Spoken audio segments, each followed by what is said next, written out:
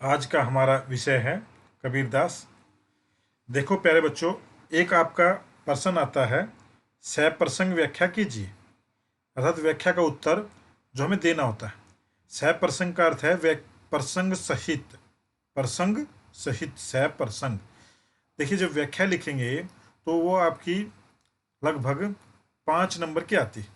तो उसमें हम क्या करते हैं, प्रसंग को छोड़ देते हैं। कई बार हम सिर्फ व्याख्या व्याख्या लिख देते हैं और हम शिल्प सौंदर्य भी छोड़ देते हैं। तो व्याख्या का उत्तर 3 उपशीर्षकों में देना अनिवार्य है। अब कहेंगे कि प्रसंग के अंदर पहला प्रसंग है, दूसरा व्याख्या और तीसरा शिल्प सौंदर्य। ये उपशीर्षक होंगे, अर्थात आप टाइटल बनाएंगे, हेडिंग बनाएंगे। प्रसंग के अंदर अब क्या लिखना होगा?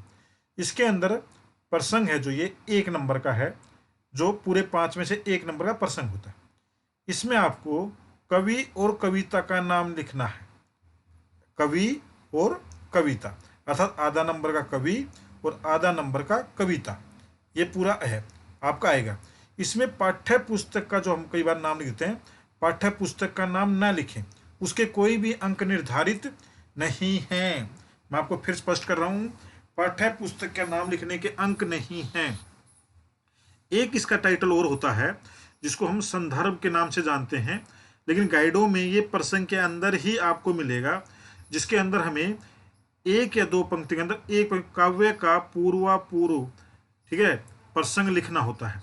अर्थात हमें उसके बारे में रिकैप कहें, जैसे आप सीरियल देखते हैं तो उसको रिकैप मान के चलें कि उससे पहले क्या घटना घटी थी। वो हम प्रसंग के अलावा एक सबटाइटल संदर्भ भी बना सकते हैं या प्रसंग के साथ ही लिख सकते हैं। एक अंक उसका निर्धारित है। तो दूसरा हमें करनी है व्याख्या। काव्य पंक्तियों को समझने के उपरांत अर्थ को अपने शब्दों में व्यक्त करें। व्याख्या का पहले उसको समझें पंक्तियों को, फिर अपने शब्दों में उसको लिख दें। और तीसरा जो टाइटल है शिल्प सौंदर्य, इसमें भाषा, रस, छंद, अलंकार आदि का प्रयोग करें, उनके बारे में बताएं, उनका निरूपण करें, अर्थात उनका उल्लेख कर दें कि इसके अंदर कौन सी भाषा आई है, कौन से रस आए हैं, कौन से छंद आए हैं, कौन से अलंकार आए हैं। अर्थात आपका सह प्रसंग व्याख्या वाला पोर्शन बिल्कुल क्लियर हो जाएगा। अब एक प्रश्न आता है आपका काव्य सौंदर्य। कुछ बच्चे काव्य सौंदर्य का प्रश्न व्याख्या की तरह लिखते हैं। सह प्रसंग व्याख्या और काव्य सौंदर्य दोनों अलग अलग प्रश्न हैं। इसमें आपको संदर्भ प्रसंग नहीं लिखना होता। इसमें केवल 2 उपशीर्षक होते हैं, भाव सौंदर्य और शिल्प सौंदर्य। देखिए, भाव सौंदर्य और शिल्प सौंदर्य, इसमें प्रसंग को इस्तेमाल नहीं किया गया। और कुछ बच्चे इसमें प्रसंग भी लिखते हैं जिसके अंक निर्धारित नहीं होते। ये 3 नंबर का होता है। 3 नंबर में 1.5 नंबर का भाव सौंदर्य है और 1.5 नंबर का शिल्प सौंदर्य। अब भाव सौंदर्य के अंदर क्या लिखा जाएगा? इसके अंतर्गत 1 या 2 पंक्तियों में मात्र भाव स्पष्ट करना है आपको, ठीक है। और शिल्प सौंदर्य तो मैंने पहले ऊपर ही में बताया था व्याख्या में। शिल्प सौंदर्य में क्या होता है? कवि की भाषिक सटीकता, भाषा प्रयोग, रस, छंद, अलंकार, वही बात कि चित्रात्मकता है, लयात्मकता है, बिंब योजना है, उसको स्पष्ट करना है। अर्थात इस प्रकार से हमारा काव्य सौंदर्य हो जाएगा। तो काव्य सौंदर्य और व्याख्या में आप अंतर समझ लें कि उसमें क्या करना होता है, इसमें क्या करना होता है। अब आ जाए व्याख्याओं पर। हम सीधे कबीर की, पहले कबीरदास की जीवन परिचय पे चलते हैं। जीवन परिचय कबीरदास का, इसमें क्या होगा? जीवन परिचय के अंदर आपको बताया था मैंने चीजें जो लिखनी है। पहला परिचय, दूसरा रचनाएं, तीसरा काव्यगत विशेषताएं, और इसका एक साहित्यिक परिचय भी होता है जो उसके अंदर आप लिख सकते हैं। अब देखिए, परिचय के अंदर कबीरदास के जीवन परिचय में आप क्या लिखेंगे? यह भक्ति कालीन जो आपका हिंदी साहित्य का इतिहास है, उसमें जो भक्ति काल है, उसके निर्गुण काव्य धारा के संत कवि कबीरदास जी हैं। संत कवियों का निर्गुण उसको प्रतिनिधित्व कबीरदास जी करते हैं। कबीर का जन्म 1398 में काशी में हुआ था। नीरू और नीमा नामक जुल्हा दंपति ने इनका लालन पालन किया। ये गुरु रामानंद के शिष्य थे। कबीर पढ़े लिखे नहीं थे, यह उन्होंने स्वयं स्वीकार किया है। वह कहते हैं, मसीह कागज छूयो नहीं, कलम गही नहीं हाथ, अर्थात मैंने कभी कागज और कलम को नहीं छुआ है, नहीं पकड़ा है। ये उन्होंने खुद स्वयं माना है। उनका जो है सन 1518 में मगहर में उनका देहावसान हो गया। अब उनका रचनाएं देखिए। बीजक, साखी, सबद और रहमनी, कबीर की कुछ रचनाएं गुरु ग्रंथ साहब में संकलित हैं। काव्यगत विशेषताएं। काव्यगत विशेषताओं में क्या करेंगे आप?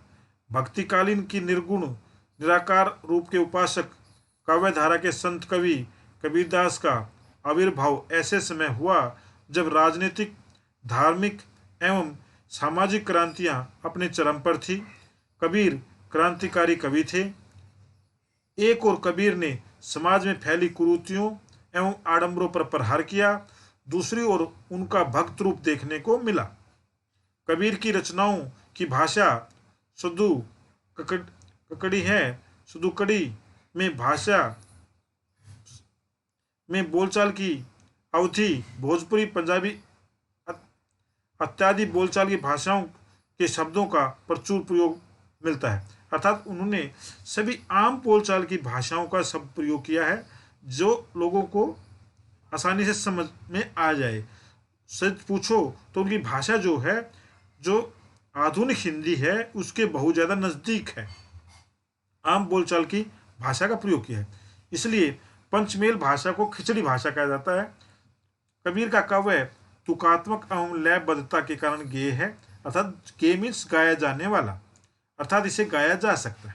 इन्होंने साखी, शबद और रमेनी के माध्यम से अपनी भावनाओं को जनमानस तक पहुंचाया।